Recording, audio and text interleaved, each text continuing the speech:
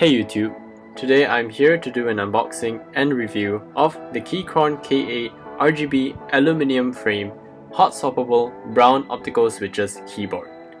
Now, although that is the full name of this keyboard, I'm going to be referring to this keyboard as the Keychron K8 for the rest of the video. First, I'm going to do an unboxing of this keyboard, followed by an overview, and then my review and how it compares to my previous keyboard. Let's get into the unboxing. So the Keychron K8 comes in a pretty nice and premium-like packaging.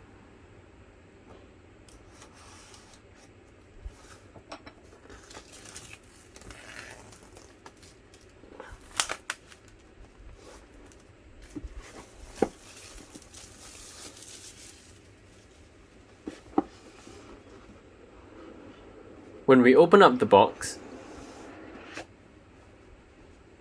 we get a layer of foam.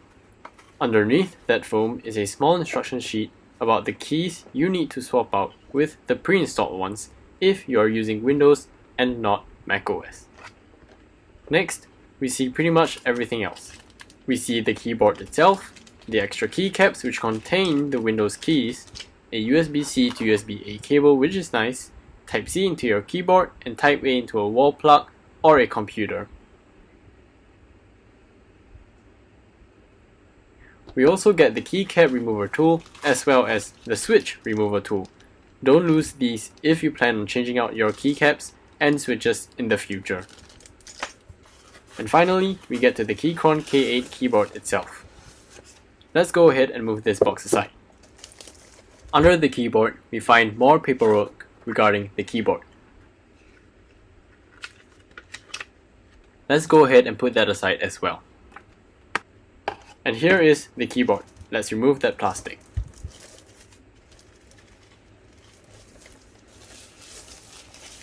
It has another protective hard plastic protector on top of it, which is nice to see. It is pretty hard and durable. And there we go. That was the unboxing of the Keychron K8 keyboard. Here is a picture of all the parts laid out together.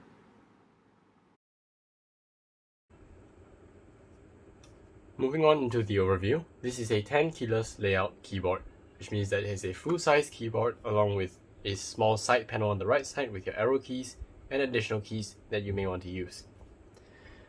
The 10 keyless layout allows for a very compact feel with all the keys that you mostly need, minus the keypad.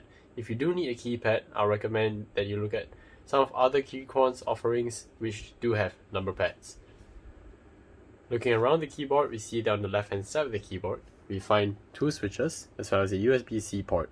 One switch for switching between Windows/Android and macOS, this switch, and the other switch is to switch between Bluetooth, off, and cable. Right now it's on Bluetooth mode and it's connected to my PC. This is a USB-C port. You can use it to charge the keyboard or plug it directly into a PC if you like to do that. On the other three sides, we don't really see anything significant, just aluminum rails. Flipping over to the back side of the keyboard, we see that there are rubber feet all around the keyboard, which is nice to see, which means that without using the stands, the keyboard will adhere nicely to your table. It even has a slight angle without using the stands. If you do want more of an angle on the stand, you can open out these 2 feet, which will give yourself a much more significant angle to type on. There are 2 levels, which means that you can use the shorter level if you wish, but I personally prefer more angle to my typing. So going back to the top of the keyboard, you can see that there are 3 LED indicators right above the arrow keys. The first one is a charging indicator which will light up when you are charging or when you have fully charged the keyboard. Here is an example of the light. Now it's charging, so you can see that it is red color when it's charging and it should turn green when it's fully charged. The next indicator is a Bluetooth indicator. This indicator will blink blue when you are trying to connect to a new PC or when you're reconnecting to a PC that you're using. So this Bluetooth indicator when you let your keyboard idle for maybe 5 to 10 minutes, it will disconnect from your PC, I guess to save power. And so when you press a certain key to reconnect to your PC, the indicator will blink blue for about 1-2 seconds. Sometimes it takes a few seconds to reconnect, and then it will turn off to show that your keyboard is now connected to your PC. I'll show you an example of how to connect this keyboard to a PC. Simply, you select one of the 3 profiles, you hold the function key, and you also hold the profile that you want to set up with. And there you go. The Bluetooth indicator will blink, and this is when you know your keyboard is ready to be connected to a device. Your last indicator is simply caps lock, as you can see, on and off. There is no scroll lock, there is no number lock because you do not have a number pad. Other technical specifications of this keyboard include the fact that it uses Bluetooth 5.1, which is nice to see, which means that it should be future-proof for future devices. It has a 4000 mAh power battery, which is quite significant for a keyboard, the size of a smartphone battery or even bigger.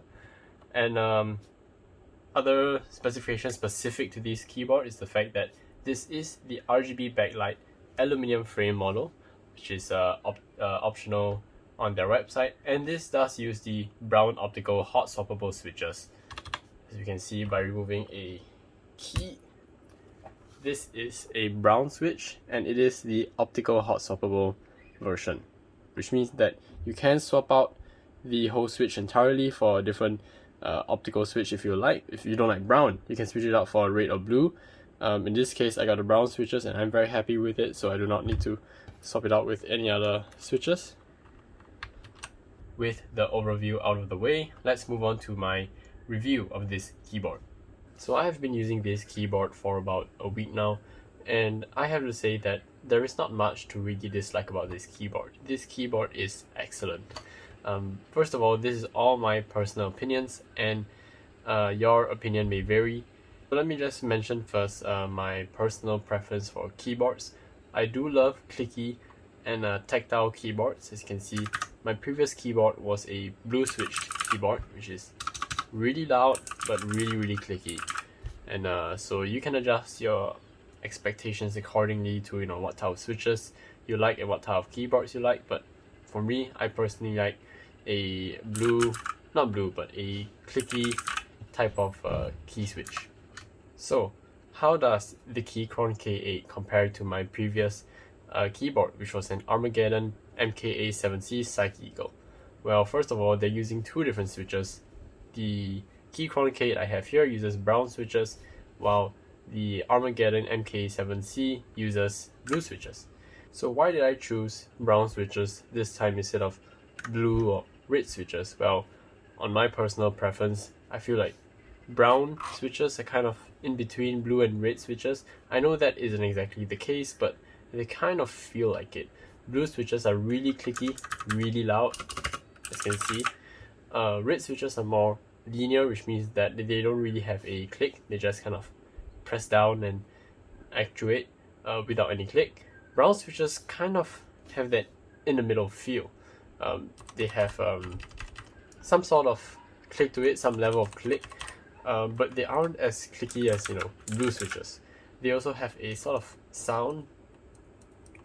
It's much softer than a blue switch, which is what I want. I don't want to be that annoying guy constantly typing on a blue switch keyboard, even though I'm at home, but still. Yeah, so I just like the feel of brown switches, where they're kind of in between blue and red switches, which is nice. So most people will describe blue switches as being clicky and loud, which is accurate, and most people will describe brown switches as being, tactile, I guess, which means that I guess they are somewhat clicky, but and they do have a level of sound, but they're not as clicky as blue switches and as loud as blue switches. But it also means that they are more clicky than red switches, but they are not as soft as a red switch either. So yeah. So I'll just give you some reference in sound between a brown switch keyboard and a blue switch keyboard.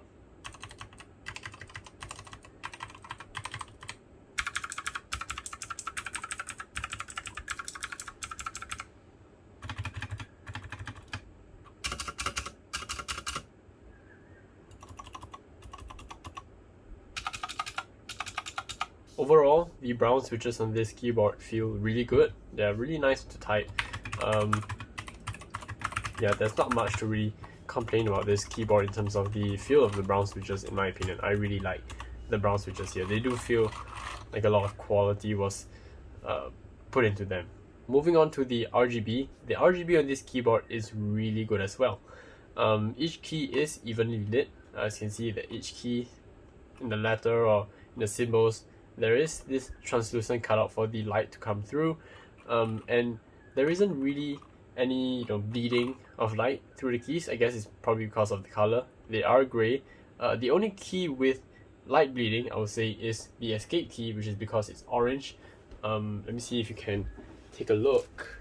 I'm not sure if you can see this, but as you can see, the light kind of bleeds through the orange cap quite a bit, but I guess that's understandable because orange is probably more translucent than a gray keycap.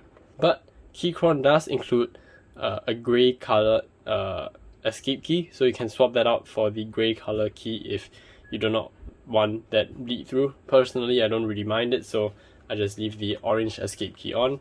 The RGB also does not really bleed through between the keys, which is nice. I've seen RGB keyboards and even on laptops where the backlight would just bleed through the underneath of the key, which makes it very, very annoying. Thank goodness this keyboard, it isn't really that evident. It's quite small, can't really see it, which is nice. So the keyboard has about 19 profiles of RGB. I counted about 19. I'll just cycle through them so you can take a look at how the different RGB profiles look like.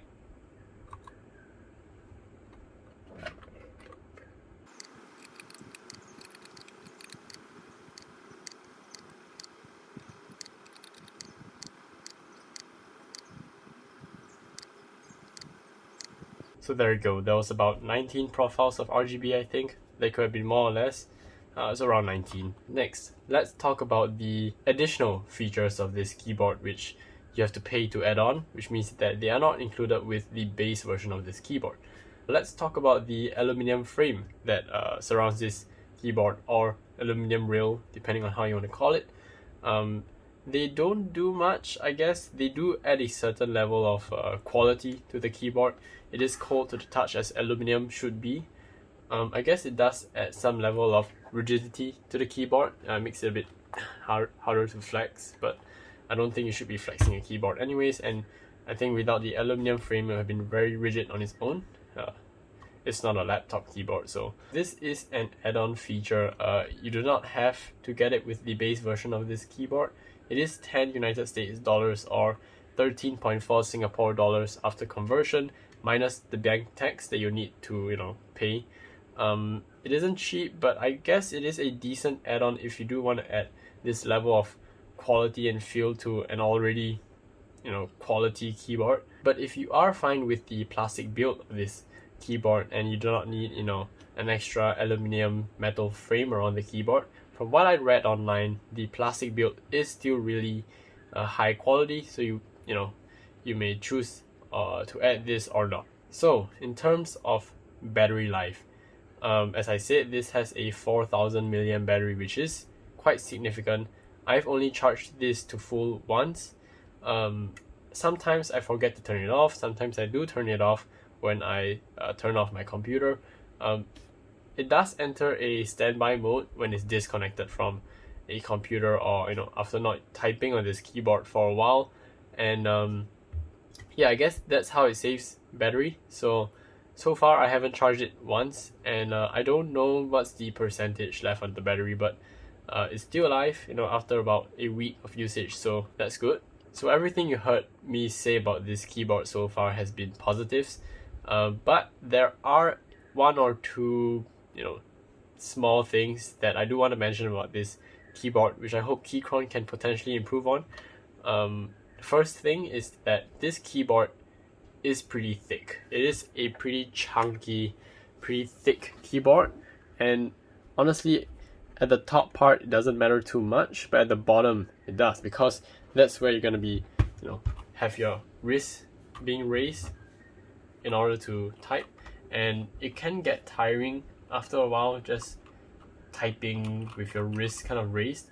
An easy fix to that, of course, would be to get a wrist rest. Keychron does sell a wooden wrist rest on their website, but it is quite pricey. I didn't exactly check the price, but I remember it being quite pricey. So I hope Keychron can do something about that. They do offer a new slim keyboard, if I'm not wrong, one that is lower than their current keyboard, but I hope that they could make a new version of the K8 which is lower overall. The second thing that I have to mention about this keyboard is the fact that it does disconnect quite frequently, not because it has connection issues, but more so that it does enter the power saving mode, as I mentioned, where if you do not type on this keyboard for about 5 to 10 minutes, this keyboard will disconnect from your PC even if it's on. And so what you have to do is that to reconnect, you have to press a key on the keyboard, or spam a bit, let it slowly reconnect to your PC. Sometimes this takes about 1 second, it can take up to 5 seconds, and it's quite annoying when you're using a mouse and you don't really need to type anything. And let's say you're playing a game and you enter a game of maybe World of Tanks like me, and then when the counter counts down and you need to go, you press the W key, you don't move, and so your keyboard will have to reconnect for about 1 to 5 to 10 seconds, and in that time you can move somewhere else. So that's just something to take note of. An easy fix, of course, would be to use a USB-C to USB-A cable directly into your PC, but that kind of defeats the purpose of getting a wireless keyboard to begin with. Now I'm going to talk about why I chose optical brown switches over a mechanical brown switch. To put it simply, is because in general, optical brown switches have been known to have reduced latency and better longevity compared to their mechanical counterparts. And that's because they use a infrared light to register actuations instead of a mechanical keyboard where two physical parts have to collide in order to register that actuation. And to be clear, optical switches still are technically mechanical switches because they are a physical mechanical part, but in terms of the way that they register actuations, they are different. Optical switches uses an infrared light, while a standard mechanical switch just uses two physical pieces when they collide, and that's how they measure actuation. I'm not going to go too deep into how they work because, well, I'm not a key switch expert. It's just, a small thing that I read up online. You could probably do so as well. To put it simply, optical switches do measure actuation faster, which means you have lower latency when pressing a key versus a standard mechanical switch, and they have a longer longevity compared to their mechanical. Just an FYI, over the course of using my MKA7C, I've had the spacebar kind of fail on me before, where the blue switch would measure multiple spaces when I just pressed it once. And so that means that the switch was faulty and I had to switch it out for a spare switch that thankfully Armageddon does include in the box. So that just something to take note of, that yes, I've had a blue switch actually fail on this keyboard before. To conclude, I am very happy with this keyboard. I really like the typing and gaming experience using this keyboard. The build quality is great, battery life is great, and the switches and keycaps are high quality. Apart from the one or two things that I mentioned about this keyboard, which can be easily fixed, with the purchase of a wrist rest and maybe plugging in your keyboard if you want to have the best experience, this keyboard is surely a great value for your money. This keyboard starts at $69 United States dollars, or about 92 SGD for the base version. My version of this keyboard costs an extra $30 or 99 USD or 134 SGD. All this is before shipping. I bought this keyboard on discount during the Black Friday and Cyber Monday deal, so I paid about 79.20 USD or 106 SGD for them, with 13 USD for shipping, so that totaled to about 92.90 USD or 125 SGD. At that price, this keyboard is definitely worth it. Compared to certain competitors such as Logitech or even Razer, this keyboard is pretty competitive in price at 125 SGD. Of course, if you're not buying it on sale at the original price of 112 USD or 150 SGD with shipping, this is definitely steeper and brings it more in line with the bigger boys, the bigger competitors, but I would still say it is a very competitive price for 112 USD or 150 SGD. So for the most part, this is probably still worth it at the price that you are buying it at, whether it's the base version or the maxed out version like mine. So that's been my review of the Keychron K8. This has been my first ever review on YouTube. So for all of you watching this, thank you so much for watching this review. It really means a lot to me. If you liked this video, give it a thumbs up. If you disliked it, give it a thumbs down. And let me know down in the comment section what you thought of this review and ways I could improve my reviews to make the videos better in the future. Also, let me know if there's anything you want me to review as well. If I have it, I'll try to make a review on it. Thanks again for watching, and hopefully I'll see you in the next video if I make one.